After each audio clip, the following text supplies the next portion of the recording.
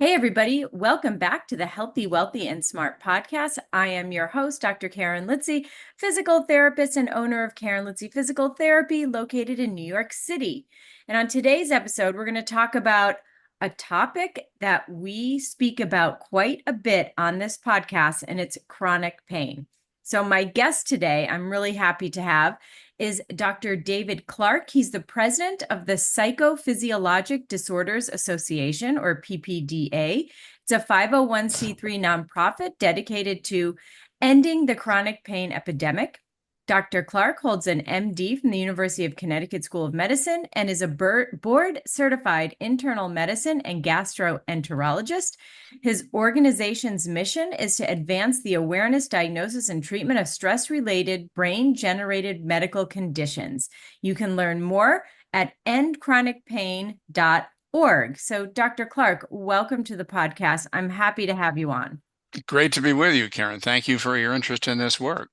Well, I mean, as someone who's lived with chronic pain for almost a decade, anything that has to do with learning more about how to help people with chronic pain, I am all in. And so are a lot of people who listen to this podcast. So I'm looking forward to our conversation today.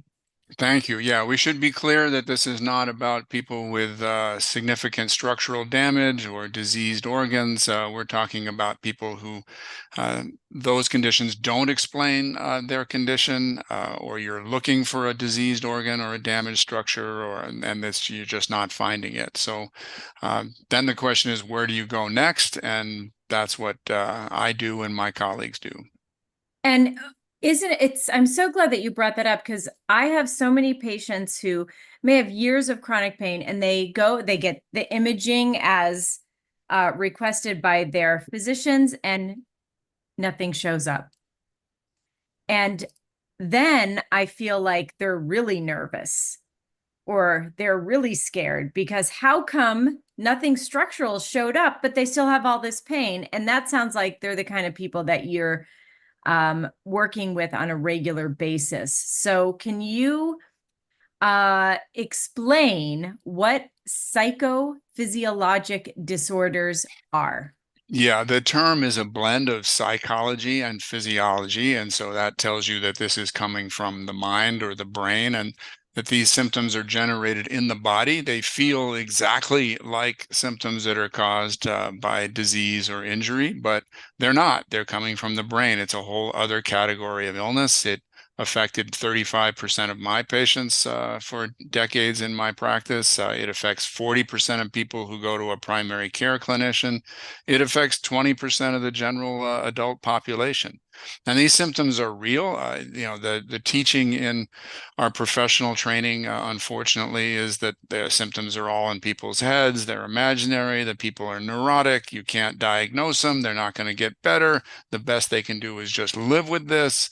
They can't handle their own stress. Not a single one of those assumptions turns out to be true, but I had to go through a long learning process to discover that. So these are real symptoms. I've had patients in the hospital with this. I've had patients on round-the-clock morphine. I've had patients who were ill for decades with this. My personal record patient, 79 years. So these are 100% real. But the good news is, we don't want to, start off your program on a downer here. The good news is that if you know what to look for, you can uncover the cause, you can treat it successfully, and pain can be made to go away. Even the woman with 79 years of pain got well. Okay, so what do we look for? What are some common PPD symptoms? The symptoms can be from head to toe. Incapacitating migraines, vertigo, tinnitus, ringing in the ears, visual disturbances, swallowing problems, chronic fatigue, brain fog, many cases of long COVID, pain in the spine, pain in the joints, numbness and tingling in the extremities, functional neurologic disorders, irritable bowel syndrome, fibromyalgia, bladder spasms, pelvic pain. I know one of your colleagues has a specialty in pelvic pain. Difficulties that performers have, athletes, musicians, ballet dancers. Another one of your colleagues focuses on that. I'm probably forgetting some things. Muscle weakness, the list goes on and on. The one common denominator that these patients have is that they often have more than one symptom at a time. They don't always, but they often do. And the symptoms actually can move from place to place. That's another characteristic that many, though not all patients have, is that they'll have pain in one area, and then, sometime later it'll move to a different place. And Mhm. that confuses most of us medical professionals. Why would something do that? But brain-generated pain or illness does that all the time. And so, what are we seeing on diagnostic tests? Right. So oftentimes when someone has a lot of pain and they're not responding, let's say, to physical therapy, they're not responding to medication, yet they still have pain. So the next thing up will maybe to order a MRI or a CT or an X-ray. And that comes back with maybe some like normal age-related changes in the spine, nothing no red flags, let's say. So how do we then explain that to a patient and help them get the help that they need? Did that make sense? Yeah, absolutely. Okay. And I'm so glad you brought me back to that, because particularly in the spine, more than half of the population over the age of 40 will have some kind of abnormality in their spine. And it's just age related, as you say. Mhm. And these are people that, and they've done these studies of people with no pain at all in their back. And they Mhm. MRI their spine, and lo and behold, there are these abnormalities there, but they're not hurting them at all. The same kind of study has been done in the female pelvis, where they find and abnormalities like endometriosis or adhesions or ovarian cysts in about a third of the patients. But these are a third of the patients with no symptoms. So, if you're a gynecologist who's doing an evaluation and you find one of these abnormalities in a woman with chronic pelvic pain, it's all too easy to jump to the conclusion, oh, this minor endometriosis that you have must be responsible for your pain. What my colleagues are urging people to do is do the stress evaluation, and we'll talk about what that is, to make sure you're doing a complete workup for somebody and finding out whether they have enough stress to create their physical symptoms. So that's where I go with patients who have minor abnormalities. Mhm. Number one, I want to do the stress evaluation to find out how much stress you're dealing with, see if it's enough to produce physical symptoms. Number two is the treatment that you're getting for these abnormalities. Let's say you've been to another clinician who's not so clued into this, and they've been doing injections, or they've cleaned out your pelvis from the endometriosis, and you're not better. You're not improving the way the medical clinician expects. Then what? That's again where we come back to doing a stress evaluation to find out if your brain is generating these symptoms. And what is a stress evaluation? Obviously, you knew that was coming.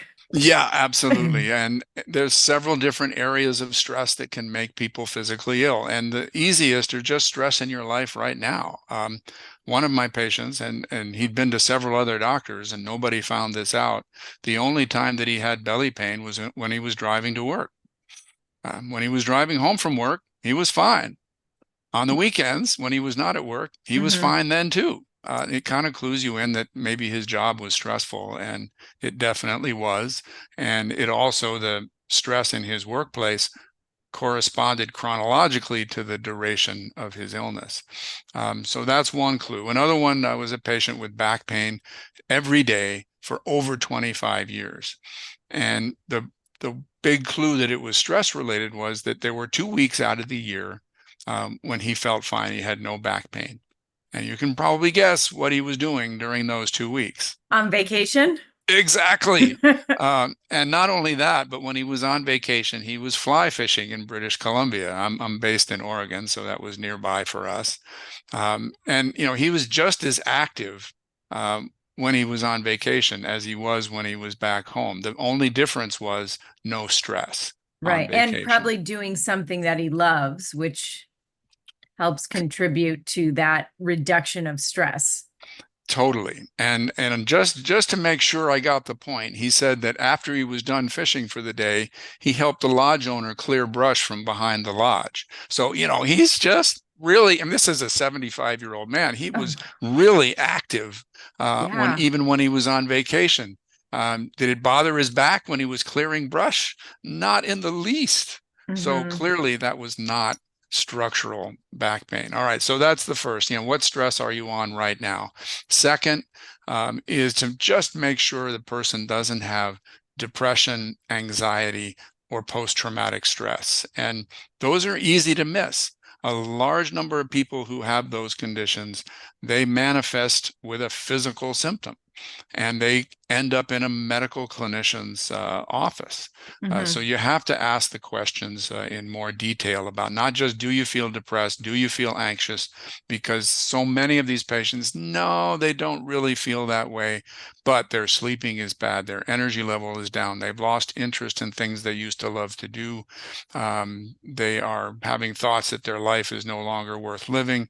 You ask those more detailed standard depression screening questions and you start to get the positive answers. For anxiety, the big clue there is that the symptoms are less severe or less frequent when the patient is in what they consider a safe environment. One of my patients was having severe attacks of abdominal cramps, followed usually quickly by diarrhea. And it turned out that these were 2 or 3 times a week for the previous 9 months, which, if you do the math, is about 100 episodes, not a single one of which took place at home, which for her was a safe environment. And your large intestine doesn't know if you're at home or somewhere Hmm. else. Only your brain knows that. So clearly her brain was involved, and that was an anxiety disorder. And then post-traumatic stress, um, people who've been through a trauma, they won't necessarily tell you that they've been through a trauma. And I've Right. got all kinds of examples of what I found out when I asked people, have you been through a terrifying or horrifying event, especially around the time your symptoms began? One of the best examples was from a colleague of mine told me about this, a patient who'd been to multiple doctors over the previous 6 or 7 months. And he was the one who found out that right before she became ill, she'd been a hostage during a store robbery. Oh She my had a gosh. handgun pointed at her neck for half an hour during this episode. She never brought it up with any of these other doctors, but he knew to ask about whether she'd been through something like that. All right, so long-winded answer to the stress evaluation question, but we want to be thorough on this so we don't miss anything. The biggest category that we haven't touched on yet is adverse childhood experiences, which I would define as anything that happened to the patient that they wouldn't want to happen to their own child or a child that they care about. And that's a standard question for me. A lot of patients will start off denying that what they went through was all that severe. They will tell me a little bit about what they experienced. And then they'll say, no, it wasn't that bad, or I think I'm over it now, or other people have been through worse than that and they seem to be okay. And so I'll ask them, well, how would you feel if you learned that your own child was going through exactly the same stuff? And usually in response to that, their facial expression just changes and they're horrified at the thought. And it gives them a completely different perspective. Hmm. My very first patient, before I knew about any of this, she was having an average of one bowel movement per month, just to show you how severe this can get. Right. She was taking 4 different laxatives every day at double the usual doses, and it wasn't doing a thing. And she'd already been evaluated at another university. I was at UCLA. They sent her to us for some specialized testing, which was completely normal also. And we didn't know what to do. And I was doing her exit interview and telling her essentially she was going to have to live with this. But I asked her about stress one more time, and I asked her about stress a couple of years ago when her illness had begun. And she interpreted my question to mean stress from the remote past.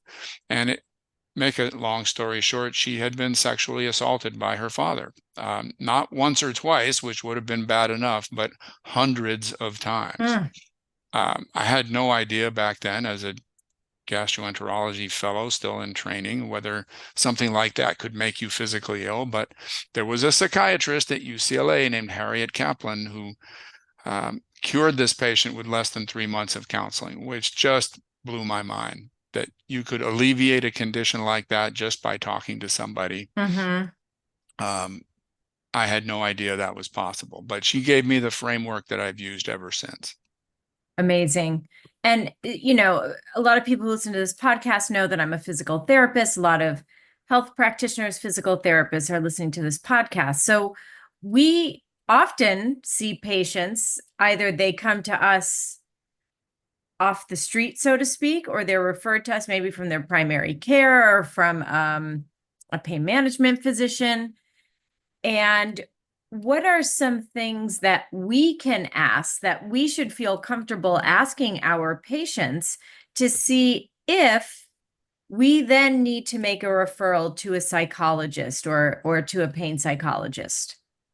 Yeah, and those same questions also will give the patient a reason to follow up on that. So yeah, it's Mm-hmm. if this is what my colleagues and I try to teach our fellow healthcare professionals, is just a few of the questions along these lines can really open people's eyes to the power of this to produce real symptoms in people. So I like to start with the chronology of the patient's symptoms. I think we're all taught Mm-hmm. to do that in evaluating patients. When did this start, whatever it is? What's been the pattern of this over time? And can you connect it to any stresses that you've experienced? For example, did it start after a trauma? Or does it happen in relation to days of the week or when you're in a particular environment? The very first story in my first book, which is titled "They Can't Find Anything Wrong," is a patient who used to get attacks of dizziness and vomiting whenever she passed through a little town about 45 minutes from where she lived. That wasn't the only place she got attacks. Most of them took place in her home community, but this little place seemed to have a triggering effect, and that turned out to be a huge clue in diagnosing her. But just learning about that um, piece of chronology made it very clear that we were dealing with a stress-related illness, because there was Mm-hmm. no reason that somebody should get dizzy and vomiting just from passing through a particular community. Sure. So that's a good area to get into. And I ask people, were you under stress as a child? And if so, how much? That first patient whose father had sexually assaulted her so many times, that wasn't on a medical alert bracelet. She didn't look any different than any other patient that might come to the office. Uh, so you had to ask to Mm-hmm. find out. And many people initially will minimize it, but as you ask them questions to get more specific detail, and especially if you ask them to imagine their own kid going through the same Mm-hmm. experience, then it becomes clear that how much they suffered through, and gives them another reason to consider meeting with a psychologist. Yeah, yeah, those are all really great points. And hopefully the other healthcare professionals listening who aren't psychologists can start to ask some of these questions and feel comfortable with it to then know, hmm, like this might be someone that could benefit from therapy as well, from, mental health therapy along with their physical therapy. And because I think it's so important to have a good team around folks like this. Because if you've had chronic pain for many, many years, you need a good team. Yeah, and one of the phrases that can be helpful is to say you're referring them to a stress expert. Mm, And if the behavioral health clinician or mental health professional that you're referring them to is comfortable with that same language, that you're saying, that you might have a stress component to your pain or illness mm-hmm. or your range of motion issues, and I want to send you to a stress expert to evaluate that. That oftentimes will go over better, and especially if the person who is seeing the patient is saying, "Yes, I'm going to evaluate you for stress," Mm-hmm. and that's going to be part of your medical evaluation. Yeah, no, I like that. There might be a stress component because, like you said, kind of going back to what you said earlier in our conversation, is it's like I never want the patient to sit to think, so you're telling me it's all in my head? There's Exactly. nothing wrong. Like that is so offensive. And, you hope to never have your patient feel that from you. Yeah, or even worse, think that and decide they're never coming back to see you again. So, yeah, Right. it's important to point out that stress produces symptoms that, all pain is real, Mm-hmm. and it produces symptoms that are just as real as anything else. And there's a classic example that I use in my talks is a photograph that was published in the British Medical Journal in the mid 1990s of a construction worker who impaled his boot on a nail, and there's a picture of the nail going through. Have you seen this? Oh, Uh, yes, I'm familiar with it. y- If you're he asked because I'm nodding my head vigorously right now. But yeah, but please continue because it's a good story. Yeah, well, the man was instantly in agonizing pain, as you might imagine. He was rushed to the emergency room. He was given morphine intravenously, and then the boot was carefully cut away, only to reveal that the nail had passed neatly between his toes and he didn't have a scratch. So as soon as he saw that, of course, his pain was instantly relieved. But Right. it's a great story to illustrate how real the pain is. And how the brain's perception becomes the reality, your reality, even though that example didn't touch his flesh, but his eyes saw it, it went to the brain. It's like danger, danger, danger. This is really important pain. Yes, absolutely. And, as I said, I've had patients in the hospital with this. One of my patients had a completely paralyzed stomach. Another Mm. patient I was asked to see on hospital day 70, and he was getting 250 milligrams of morphine by PCA pump Uh-huh. around the clock. And I was GI consult number 7 over the previous 18 months. So you're never going to convince that patient that their pain wasn't real. Yeah. Yeah. Oh, 100%. And now so we're talking about stress and how that can affect pain, but what is deep stress? It's a term that I use often with the public to talk about stress that people don't fully recognize. So many people who went through childhood stress, it can have long-term impacts that they don't fully appreciate are connected to the Mhm. ACEs, the adverse childhood experiences. And that can impact, other things that you talk about on your podcast, such as your ability to function in the workplace. But it produces stressful personality traits like perfectionism, low self-esteem, excessive self-criticism, lack of assertiveness, devotion to the needs of others that's to the point of being detrimental to yourself, a tendency to choose um, partners for your relationships that are not mutually supportive, let's put it that way. Mhm. It also, other long-term impacts can be triggers, which are people, situations, or events in the present day that are highly stressful for you because they are in some way linked to the ACEs of the past. And then finally, another third form of deep stress are repressed emotions. Many of my patients have enormous amounts of fear, anger, shame, grief, guilt that they are not consciously aware of. And so those emotions are being expressed via their bodies instead of in Mm. words. Mhm. That woman who was getting triggered by the town that was 45 minutes from where she lived had Yeah. these terrible attacks of dizziness and vomiting. The trigger was that she was on her way to visit her mother, who had verbally and emotionally abused her for 47 years. Oh my gosh. So it's to me, when I have a patient that comes to me with chronic pain, whether it's been a year, 2 years, 10 years, 30 years, it it always seems like you're trying to put a puzzle together. And sometimes you find pieces that fit and sometimes you don't. And it sounds like asking some of these questions might help those puzzle pieces to fit together a little bit better. Yeah, I look at it the same way. When I'm talking to a patient that has these issues, Mm-hmm. and when I'm asking the stress evaluation questions, they start giving me jigsaw puzzle pieces about their lives. They don't necessarily have contact mentally, consciously with all of the pieces, Mm-hmm. but they oftentimes have enough of those puzzle pieces that you can begin to put things together, especially in a patient whose symptoms don't fully add up to being a physiologic process. Somebody, Yes. one example I can think of is that, let's say, uh, they're they have problems with three of their fingers, but the three fingers don't correspond to either the median nerve or the ulnar nerve. And you're Yeah. going, wait a minute, this is not physiologic here. Right. Right. That's the kind of person you should be thinking about brain-generated symptoms.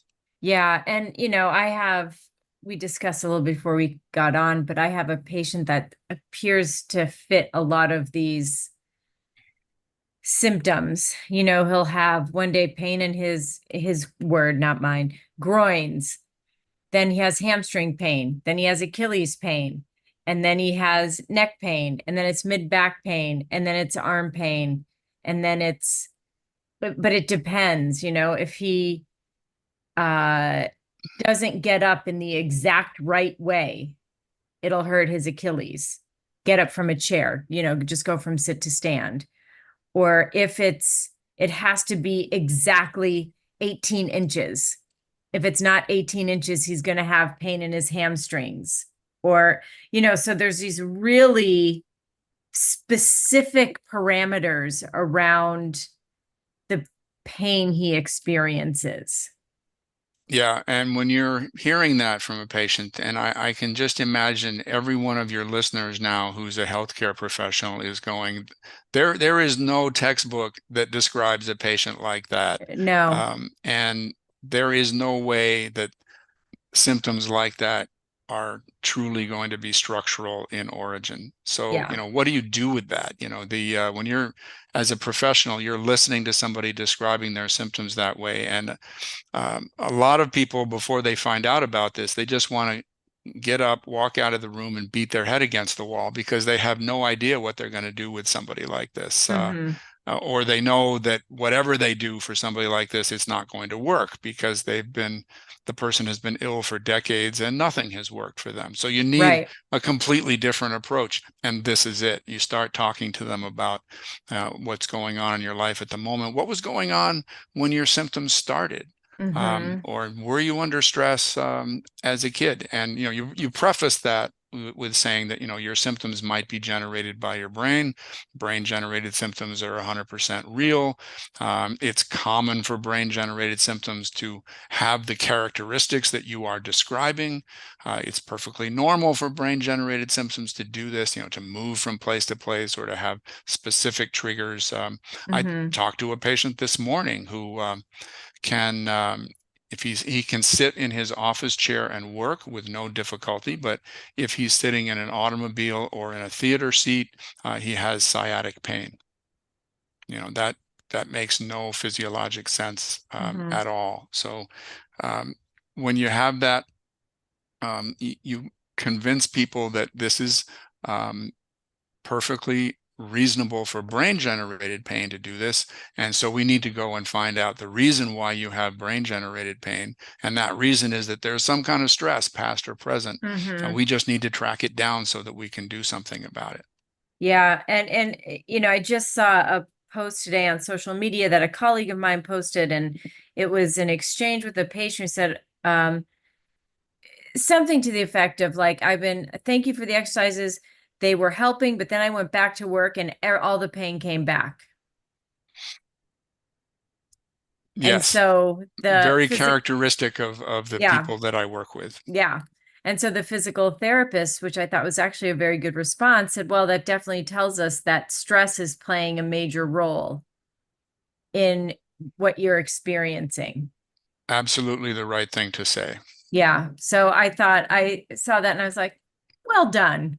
That's very, very good.